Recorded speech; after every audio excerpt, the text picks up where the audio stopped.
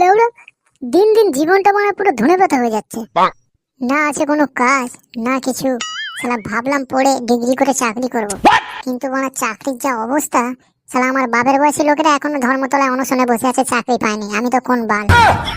জিন্দেগিটা মানে পুরো ল্যার হয়ে গেল। বাড়িতে গেলে যে একটু পেট ভরে ভাত খাবো তারও উপায় নেই। মানে ভাতের সঙ্গে আবার বাপের খিস্তি ফ্রি। কি যে করা যায় না, কিছু মাথায় আসছে না। এইভাবে কি মানে চলে?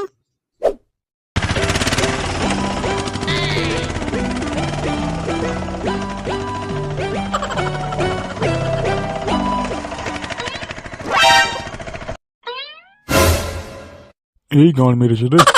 শালা মাছগুলোর অবস্থা দেখে তো মনে হচ্ছে বেশিক্ষণ টিকবে না। এখন কি করা যায়?